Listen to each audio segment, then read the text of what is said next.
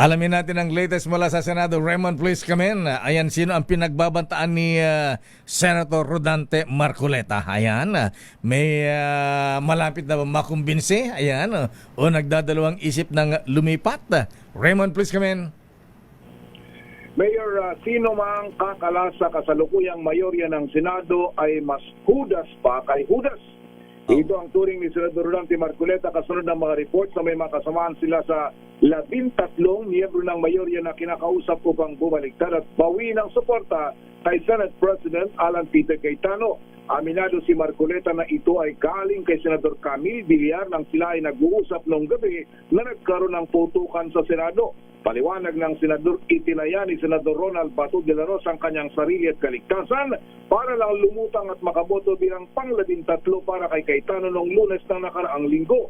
Kung naaresto siya ng mga tauhan ng National Bureau of Investigation, ay tiyak na ipinadala na siya sa The Hague, the Netherlands, gaya ni dating Pangulong Rodrigo Duterte. Sana naman ay huwag itong baliwalain ng kanilang mga kasamahan ngayon sa mayorya at bigla na lamang babaligtad.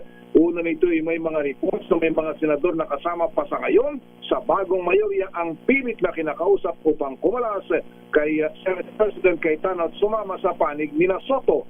Sa ngayon ay 12 na lang ang nasa panig ni Senate President Cayetano matapos tumakas at muling magtagos Senador Bato, habang solido ang 11 mga senador na kakampi ni Senador Soto, Senador Lacson at Senador Zubiri. Narito si Senador Rodante Marcoleta.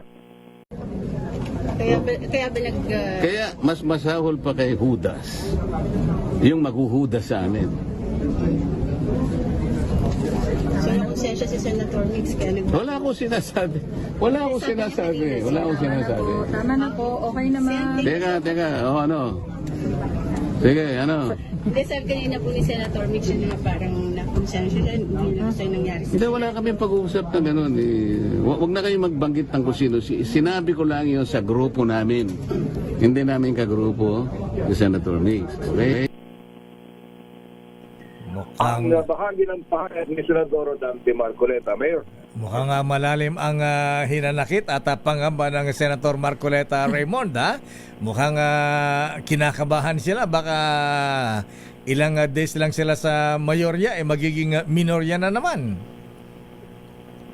Kasi nga doon sa bilang mayor napakanipis. Technically ngayon ay 12-11. Isa lang Ayan. Dalawa. Paano nga pala pagka nagtabla, stay put pa rin si Senator Alan? Parang ang pagkakaintindi natin na parang status quo pagtabla, Mayor. Pagkatabla status quo. Pero siyempre hindi ka naman, kumbaga kasi ang dito kasi Mayor kumbaga ang tinitingnan lagi dito, hindi ka naman lilipat na mag-isa lang. Tiyak na kung lilipat ka, may sigurado kang kasama para doon pa lang ay sigurado ng 13 yung makukuha doon sa kabila. So dalawa, para minimum of 2, Mayor, yung kailangan lumipat. Body-body ang mangyayari para sigurado. Kasi kung lumipat ka, mag-isa ka lang, di wala ding mangyayari. So parang yung ganun naman narinig natin dito, Mayor. Totoo bang yung isang kinausap payag na? Ayan. Kaya lang hindi sinang-ayon yung kanyang kondisyon na gusto siya ay maging Senate President. Si Senador Chis yata yun, yung narinig natin kwento dito. Blind item ko lang binanggit mo na. Open secret na ba yan kay Chis?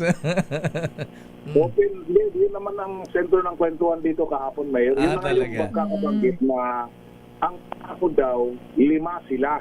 5? Yun ang pangako. Wow. 5. Kung lilipat yung 5, pero ang kondisyon nila, yun ang kwento dito, ay siya ang magiging Senate President. Kaya hindi daw pumayag yung 11. Bakit yung 5? Kung totoong may 5, bakit yung gusto ng 5 ang masusunod samantalang solido yung 11? Parang ganun yung narinig natin. Kaya ang nangyari, tabla tuloy yung nangyari kahapon. Pero siyempre, yun yung mga kwento din lang. Wala namang validation. Eto nga, may nag-test nga sa aking bubit natin sa Senado, Raymond. makasarili yung isa, hindi bayan. Ang iniisip. Si Chis ba yan? Ay, nako. May mga Eh. maraming kwento dito, pero siyempre yung iba kasi yung pagkakabanggit kasi yung pangalan ni Senator Chis ay maraming sources yung nagbanggit na. Kumbaga hindi kaya lumutang yung gano'n. Pero siyempre in fairness naman sa kanya, baka naman na part na ang tanong nga namin doon na Mayor, siya ba talaga ang nagbanggit nun? Baka naman yung iba na baka naman ang nagbanggit Raymond yung mga taga-minoryang nagre-recruit sa kanya. Ayan. pwede rin ganun, Mayor. Siyempre para lang ma-entice din yung mga senador na lumipat. Pwede rin ganun. So kayo yung tanong namin na baka naman sila din ang inoffer sa kanya. Gaya ni Senator JB, inamin niya sa plenary na inoferan siya ng grupo ni Senador Alan na siya yung magiging majority leader kung sasapi siya sa kanila. Tinanggihan niya. Tinanggihan niya. At kinonfirm naman yun ni Senate President Alan na kahit na hindi siya lumipat, yung pagkakaibigan nila ay mananatili pa rin naman. Yun ang pagkakausap nila sa Senate plenary kahapon nung nag-declare sila ni Senator Mix na kaanib dito sa grupo ng minorya ni Senador Soto. Sino yung apat sanang mahatak ni Chis kung siya ay lilipat, kung 5 sila? Hindi binanggit, Mayor, bagamat may mga haka-haka wala ding validation, Mayor, yung kwentong yun na kasi kumbaga ang tinitingnan kasi nila dito, Mayor, yung original na parang yun, di ba may original na Duterte block naman kasi dito.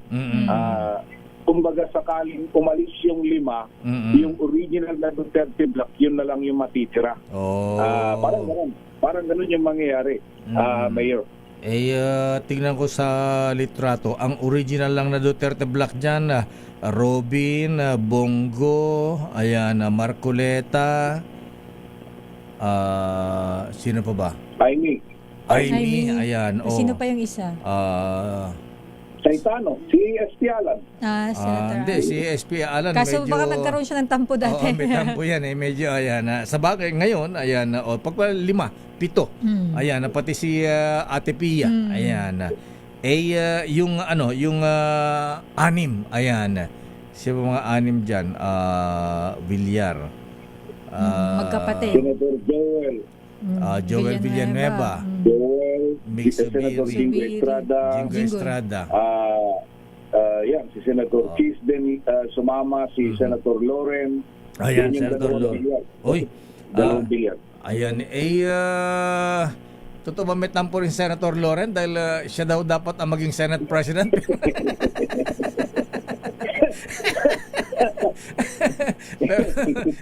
Sino man nag-nominate kay Senator Alan Peter Cayetano? Kaya nagkabiglaan daw sa plenaryo. Ayan, ina-expect ni Senator Loren siya ino-nominate Alan Peter ang na-nominate. Wala tayong validation sa mga ganong kwento, Mayor. Bagamat nauna ang na-nominate si Senator Alan, then sunod yung pangalan ni Senator Loren Legarda as the Senate President pro tempore, Mayor. Ayan, sige, mababalidate natin yan kung matuloy ang kape-kape natin sa isang bubit na din sa Senado. Malalaman natin yan. Malalaman natin yan. Oo. Mukhang ayaw pa Ayaw pa ba? Bakit? Kinancel ba? Cancel Kape-kape lang Wala pa siguro, hindi pa tumitining siguro, Mayor, kaya hindi pa kompleto yung kwento. Ayan. Sige. Kaya hindi pa siguro, Teka muna. Baka hindi pa. Nag-adjourn na kahapon Raymond. Antong adjournment? Hanggang ano na yan? June na yan? O kahapon lang? Ano ba yan? Hindi, kahapon lang. Hanggang mamaya, balik session mamaya hanggang bukas, Mayor. Dahil Monday to Wednesday ang session. So may session pa mamaya? Meron hanggang bukas, Mayor. Hanggang Meron bukas. So tingnan natin kung tatalunin ni Senator Alan Peter Cayetano si Senate President Camilo Ocias. Taga La Union pala siya, Bawan La Union. Pinaka-maiksing termino. Shortest term ng Senate President. Ayan, 13 days.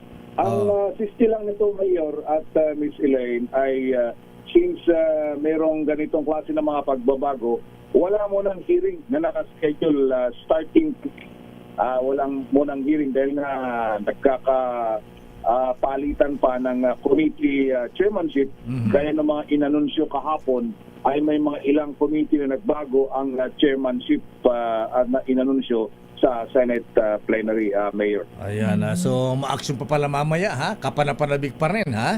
Maray pa rin ang mangyayari hanggang weekend, Raymond.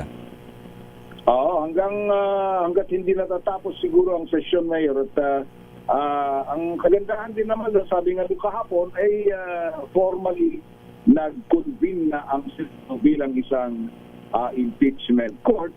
At yung mga susunod na pangyayari, ayun ang hihintayin kung ano ang susunod na mga kaganapan hinggil sa mga bagay na ito. Ito pala, Raymond, ang nililigawan pala yung may mga kinakaharap na kontrobersya. Ayan. Kaso o sama? Parang ganun. May ganun pala. Patay tayo. Kaya kinakabahan ng Senator Marcoleta. Ayan, ang Judas, maghuhudas ay talo pa si daig pa ni Judas. Ayan, tinding babalayan. Medyo toss up pa rin daw kasi yung Senate Blue Ribbon Committee, Mayor. Doon sa pronouncement ni Senator OSP Alan Cayetano kagabi, ayaw daw nila yung confrontational na chairman ng komite. So, ang pinagpipilian, sabi niya, aside from Senator Marcoleta, ay si Senator Pia. Si ate. Na si ate, na baka pwedeng siya yung sila. So, wala pang linaw hanggang ngayon, kaya wala doon sa in-announce kahapon kung sino yung papalit kay Senator Ping Lacson as chairman ng Senate Blue Ribbon Committee. Kaya pala nag-iinit ang bumbunan ni Senator Marcoleta. Yan ang gustong-gusto niya eh. Bira naman, no? Sige, di. Abangan na lang natin, Raymond, kung anong mangyayari mamaya at bukas. Ayan, hanggang Biyernes. Kasi nga, medyo tahimik ang paligid, pero nakahinga na rin pati ng maluwag yung mga empleyado, Mayor, dahil ilang araw nang medyo mataas ang tensyon, lalong-lalo na sa security. Dahil nga doon sa mga nangyari nung last week, sana ay wala nang kasunod pang mga ganun na mangyari pa dito sa Senado. Pati yung isang mama sa GSIS medyo parang nawala na rin yung kanilang pangamba kasi wala na yung mga naka-hijab dyan. Ayan. Yun na nga. Hopefully, hindi na masundan yung Mayor at balik tayo sa normal. Ayan. Na lalong-lalo na tama din naman. Ang daming mga dapat na mas mahalagang bagay na pag-usapan. Correct. Mula sa Senado, ito si RH28, Raymond Advance para sa DZRH, una sa Pilipinas, una sa Pilipino. Daming bite.